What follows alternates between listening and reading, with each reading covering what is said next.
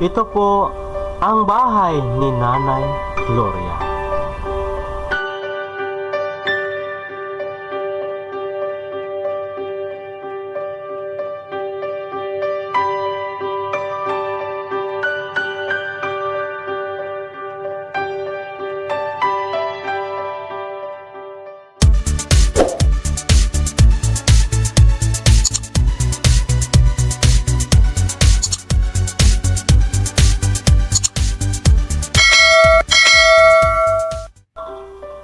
Amin pinagmasdan ang kanilang bahay ni Nanay Gloria. Muli po kaming bumalik sa bahay ni Nanay Gloria. Inabutan po namin siya na nagluluto ng kanilang pagkain. Yes mga ka-Jongski, nandito po tayo ngayon sa bahay ni Nanay Guya. Hi Nay, good morning. Yan. Mayong aga. So sana no, maraming nagtitingin sa ating video nito para matulungan kayo. Sana yung anak mo, Nay, si Nonoy, Nandito sa subos, nagbisak sa kahoy. Okay, maaga pa siyang umalis. Opo, Okay na, ilang taon ka na, Nay? mag-60 na po. 60. Ilan po yung anak mo? Anim sila ng magkapatid. May mga trabaho po ba sila? Mag-garbis ng kamay. Na mag-ani ng palay. Sino kasama mo dito sa bahay mo, Nay? Ayun lang, sinunod yung may kapansanan ko anak. Okay. Meron pala siyang mga pansanan, mga ka-Jongski. So ngayon, pinuntahan po namin kanina dito. Hindi namin naabutan dahil may trabaho siya. Anong trabaho niya, Nay? Nagbisak ng kahoy. Nagbibiyak ng kahoy. Okay. Sana naabutan natin yung anak niya, mga ka-Jongski, dahil pagpunta namin dito, wala na yung anak niya. Naghahanap siya ng ng tira.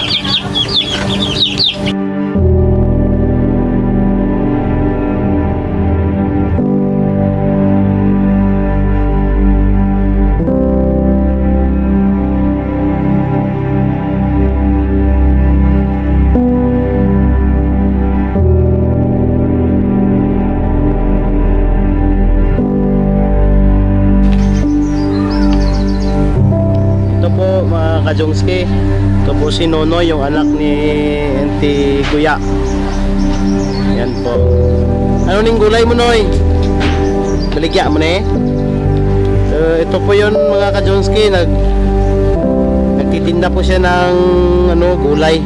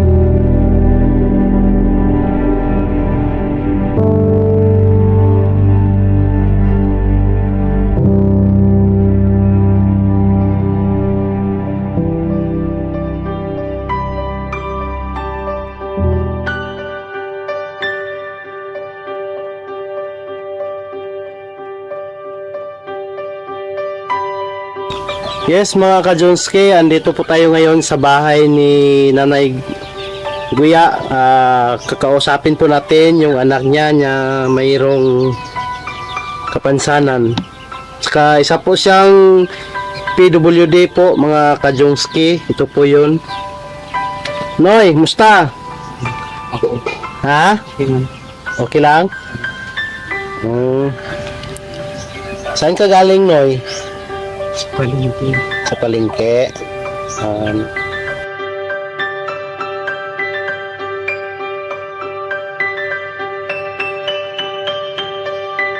Ilang taon ka na, Noy? Ilan na edad ni mo? Ako, O, ha? Ang masasabi mo sa ating viewers, Noy? Mayo ka bulig. ako mang mayatag lang pilis. Dila tubang sa video. Tubang. Para damo magtanaw sa imo, damo magbulig sa imo. So, yun po. Yun po ang anak ni Nanay Guya, mga ka-Jongski. So, kinausap po natin.